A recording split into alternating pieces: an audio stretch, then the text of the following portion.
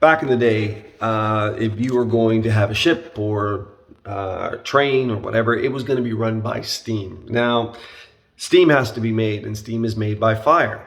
Fire is hot. And I remember the movie Legend of 1900, and there was a little kid. He was raised on a cruise ship back in the day in 1900. They found him in 1900, so that's what they named him. And anyways, he was raised by a bunch of guys that all they did was shovel coal all day in the steam engines of these cruise ships. And it was always hot. Always hot. Now, see up there? See that hole? Let's see if I can point. Boop, boop, boop, right there. That's a hole to an attic. And I got to go crawl up in that attic, and I got to go do some work up there. And I'm not really too keen on it. But I'm doing it in the morning because in the morning is the time to do it. Because if I try to do it in the afternoon, it's going to be hot. I passed out in an attic one time. It was so hot. It was ridiculous. I don't ever want to do that again. I thought it was hilarious. Yeah.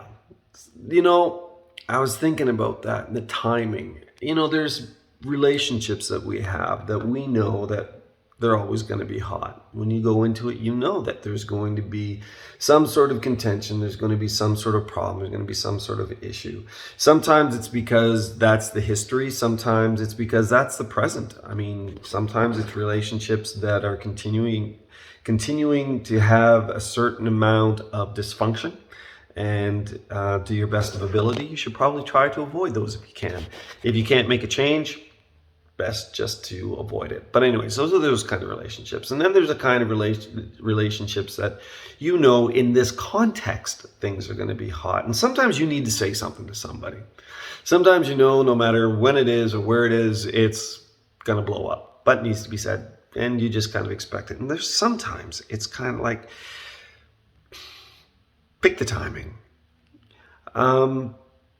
Sometimes, and I'm learning this, is that there's a lot of things that I want to say. And a lot of things that I think need to be said.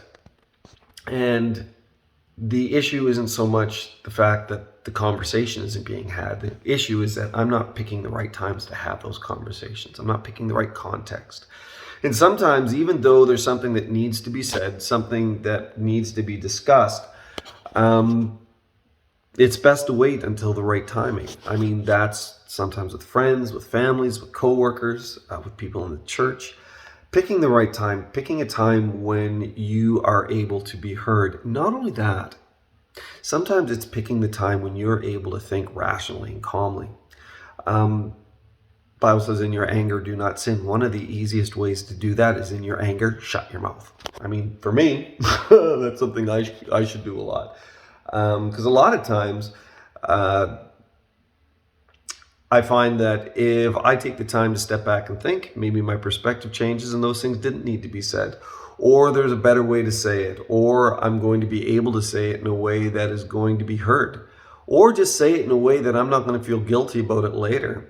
Anyways, there's a whole lot of things to consider. But when you're thinking about the attic and you're thinking about how it gets hot, if I try this at 4 o'clock in the afternoon, I'm going to die.